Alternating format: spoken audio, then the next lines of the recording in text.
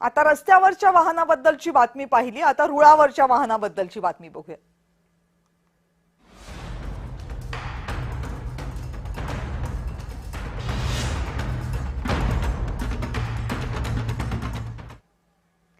भारतामध्ये ट्रेनचा प्रवास हा जास्त वेगवान आणि जास्त सुसज्ज करणाऱ्या वंदे भारत ट्रेन बाबत काही नवे नियम समोर आले।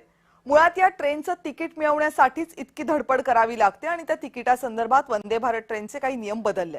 नव्या नियमामुळे प्रवाशांना आर्थिक भुर्दंड बसू शकतो। गरज पडली तर तिकीट रद्द करू हा पर्याय वंदे भारत स्लीपर मध्ये जवळपास संपुष्टात आलाय आणि रेल्वे प्रशासनाने या निर्णयामागे एक तांत्रिक कारण दिले। आरक्षण चार्ट तयार करण्याची वेळ आता बदलण्यात आली आहे। आधी गाडी सुटण्याच्या 4 तास अगोदर तयार होणारा चार्ट आता 8 तास अगोदर अंतिम केला जाणार आहे। त्यामुळे शेवटच्या क्षणी होणाऱ्या रद्दीकरणामुळे रिकाम्या जागा राहू नयेत हा या बदलाचा उद्देश असल्याचं रेल्वे अधिकाऱ्यांचं म्हणणं आहे। आता हे बदललेले नियम नेमके काय आहेत त्यावर एक नजर टाकूया।